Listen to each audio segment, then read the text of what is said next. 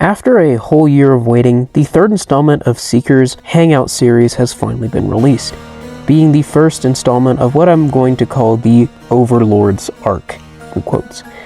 It's definitely the most packed entry in the series when it comes to characters, references, and length, which means there's a lot of lore to talk about.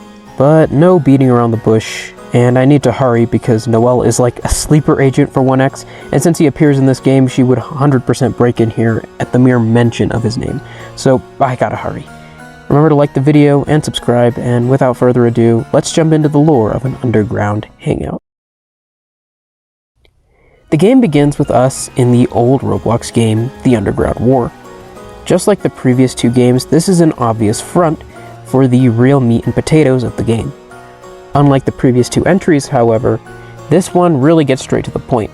It skips out on the slow burn horror stuff and gets right into the action pretty quickly. I honestly appreciated this because I think we have long abandoned the bait and switch horror game trend on Roblox as it's become pretty played out. Anyways, the player is quickly captured by the RIS and is brought in to assist them in their takedown of the myths that escaped in the last game. We are told that thanks to our efforts in the previous game, the myths are a lot weaker, but they are seeking other avenues of gaining power. So the player joins the Rip-Off Noble team from Halo Reach and goes off to stop the hacker Cool Kid before he can do whatever it is that he's doing. Man, I gotta say, this Cool Kid guy is pretty cool and imposing. I wonder who voiced him. Anyways, after killing the Rake, dealing with the Stalker, Resonance Massacre, and a stereotypical obby enemies, and losing one member of the team, the gang all confront Cool Kid at an altar. Cool Kid explains his plan to bring someone back via the Necrobloxicon, a book that another myth, Noli, had written. It had been taken and held by Urban Shade, but Cool Kid had glitched in and somehow managed to steal it. Cool Kid reveals that the entire reason he had gone out of his way to kill Hunter was so that his girlfriend Nia's grief could be used to power the book, and give 1X a vessel. 1X is freed and terrorizes Roblox with his ridiculously strong powers. Eventually, after a pep talk from MatPat of all people, yes, this really actually happens in the game, the player gets the Necrobloxicon and destroys 1X once and for all. 1X's crown is left behind, and just as you and your team are about to claim it, one of your teammates turns traitor, revealing themselves to be John Doe, and taking the crown for themselves. The game ends on a cliffhanger. Also, there's a secret ending, but no one has really found that yet, so if it has anything of significance, then I'll just talk about it when it comes out. Now, while the story is pretty straightforward, I want to touch on some things that might not have made sense to some people. Firstly, why would Cool Kid, and by proxy, Smile, want to free 1X only to kill him? Wouldn't they all be on the same side? Well, not necessarily. You see, we learned from Lezus in the second game that not all myths are loyal. Some are unloyal to Smile, and because of that, they get to live in fame and glory, recognized by the general Roblox population.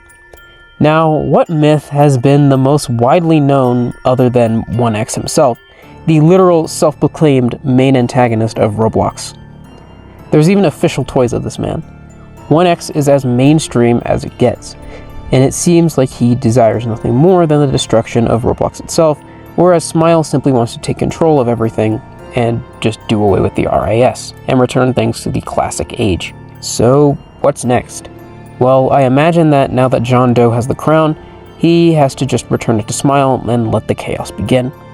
I think the fourth game is either going to be themed around Swordfight on the Heights, and we'll see us having to reclaim the legendary swords in order to stop Smile from destroying Roblox, a la Block Tales.